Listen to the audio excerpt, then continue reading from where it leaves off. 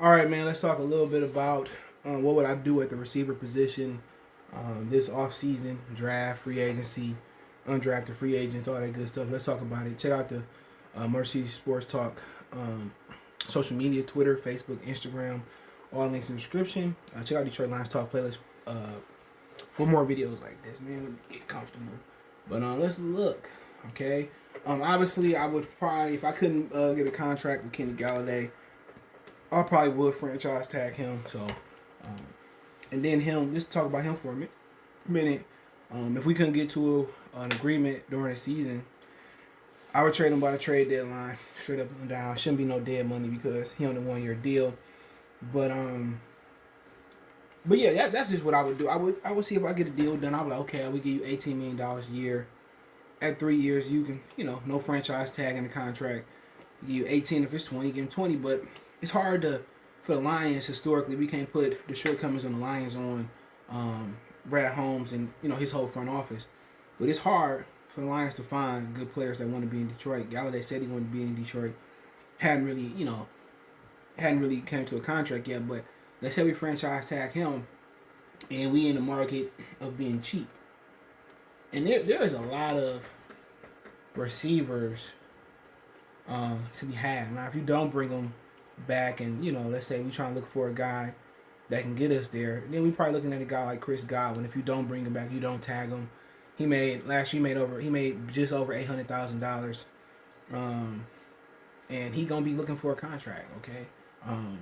So if I didn't bring him back, guy I would look at is Chris Godwin, and we'll talk about the draft in a minute. We talk about the scenarios, but honestly, if I did bring Galladay back, let's talk about that scenario. So then we looking at somebody that can complement him, and somebody that can help Jared Goff push the ball down the field. And we looking at guys like Will Fuller, Keelan Cole, John Ross, Corey Davis. We really not looking for somebody that's old, okay, or slow. We looking for somebody that can complement him. And other guys that ain't really had their chance, like Chris Conley, who I think is a good receiver. I think he started off with the Kansas City Chiefs. Another Chief, Demarcus Robinson, another guy. If you were to bring back Galladay, he run the route tree. You need somebody like Robinson to take the top off the field. We talk about other players as well too. Nelson Aguilar, I'm not really a fan of his. But, if we do bring back Galladay, I'm really looking at those guys that can really take the top off the... And man, don't forget Jamal Agnews a free agent too. I'm really looking for somebody that can take the top off the defense. And what I'm looking for, I'm looking at a handful of guys, in this scenario. And honestly, I'm looking at guys like Keelan Cole, Will Fuller, who has some drug issues, and Demarcus Robinson, and Brashad Perriman, I'm looking at those guys, okay? I'm not looking at John Ross in this position. I can still sign John Ross for cheap. But I'm looking like, okay, I think it comes down to Robinson and Keelan Cole and Will Fuller. Now, Will Fuller would be the ideal choice. Depends on what Will Fuller get on the market. Okay, if Will Fuller can get a lot of money on the market, then no, if he getting 10, 15, anything over 10, anything over, 10 or over, I'm not interested in him. His injury history kind of take him out the game. I'm interested from him around $6 to $9 million or less. I'm interested in him. But then you go down to Robinson and Keelan Cole and Brashad Perriman. Brashad Perriman is kind of in that John Ross situation. The reason I say that is because, come here. Keep coming down here. I don't know why. I probably got used to the bathroom. But yeah, Ross and Brashad Perriman is in the same situation. They injury prone, not a lot of production in the National Football League. I mean, Brashad Perriman had 12 games played. That got to be a career high for him. His father played for the Lions. Brett Perriman, I think he came over from New Orleans. He had 30 receptions, 505 yards. I put Brashad Perriman and John Ross in the same situation. If after I get a receiving crew, I consider them as backups. Okay, that's just how I'm looking at it. But then you look at Corey Davis and you look at him. He can take the top off the defense, but he has some injury histories too. So really, Demarcus Robinson might be the guy that I go with. Gonna be cheap, probably gonna be on a short deal. I put him next to Galladay and I just let him go. He can, if you don't bring back Agnew or Agnew get hurt, we know we can provide it in the return game. We know he can stretch the field. So really, if out of the guys I'm looking, I'm bringing Galladay back on franchise tag with a possibility of trade if we can't come to an agreement.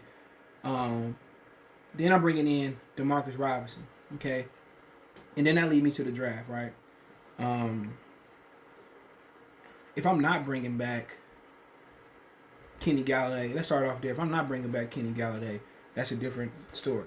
So in the situation, I'm not bringing back Kenny Galladay. Okay, my priorities change in that situation. We don't bring him back. I mean, the number one priority for me is to support Jared Goff. So, all right, if we don't bring back Galileo, wherever it go, then our situation becomes different. It's a big different situation, all right? So then the situation goes to different receivers. Now we need a number one, all right? Robinson's probably be the guy at target. He made $14 million last year. He probably going to be looking for the same thing Galileo look. So getting him is probably not going to do you any favors, and there's not too many other number ones. So then you have to build a receiving core by committee. So you really got to look at guys like Brashard Perriman, John Ross. You probably gonna really need them to complement Quintez Cephas and T.J. Hockenson. So in that situation, most definitely I'm taking a receiver at number 7, and then I'm taking a guy like Corey Davis, Brashard Perriman, or a combination of these guys. Will Fuller. I got to get 2 or 3 of these guys, to be honest. I'm going to draft one receiver with the needs and the draft picks I got. And then Antonio Brown becomes into play. Do you pay Antonio Brown to come here at 32 years old to play receiver? Then Juju Smith comes into play. So Juju Smith, Antonio Brown, Allen Robinson. If Allen Robinson settled for $16 or $17 million, it's a no-brainer. You get him, okay? David Moore, another guy that I forgot, to talk about. Chris Godwin comes into play. So, with Chris Godwin, I think he's more of a slot tour guy. But you bring him in with a Devontae Smith or Javard Chase or Adrian Waddle, whatever his name is, it works. Okay, so I'm really looking at Chris Godwin, David Moore, Antonio Brown, and Allen Robinson is kind of being the guys to replace, or trying to replace Kenny Galladay. And then I'm adding a Corey Davis. I'm adding maybe a Willie Snead, a Brashard Perriman, a John Ross, DeMarcus Robinson. In that scenario, if Galladay leave, I'm probably, if I can get Allen Robinson, I take him. Allen Robinson. Then I go out there and get maybe Keelan Cole or Will Fuller or Corey Davis or somebody like David Moore or DeMarcus Robinson. I keep DeMarcus Robinson. I sign Allen Robinson. Then the draft, I take the best available receiver. That's how I'm doing it. But we get to the draft, and the Galladay, we know they're probably not going to pick Galladay. He probably not going to make it at all. Probably going to get traded. If I don't get a quarterback and they don't want a quarterback, then I'm going to a receiver. The best receiver available, if it's Devontae Smith, if it's Waddle, if it's Jamar Chase or anybody else, you have to support Jared Goff. That's the number one thing. We're not taking the quarterback. We got to support Jared Goff. And, I'm just taking the best receiver available. Now, if I feel like I can keep Galladay or get to a contract extension, then I say Galladay. I don't draft a receiver. I take Galladay, Robinson, Quintez Cephas in the slot, obviously T.J. Hockenson at tight end. And then it's, if it's not a quarterback, then it's pretty much the best available there. If I lose Galladay, I'm taking a receiver here if I'm not taking a quarterback. It's as simple as that. So at the end of the day, supporting Jared Goff is the number one thing if you think he's the guy. He said, what about defense? Defenses are not born overnight. The defense is not that bad. Okay. And when you look at let's see Mel Kiper's big board.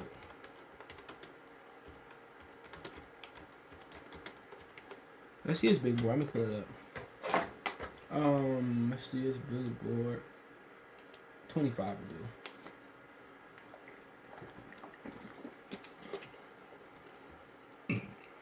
Oh, they won't show you. Oh, man, they get on my nerves. So who gonna pay for Mel Kiper's big board? Who cares?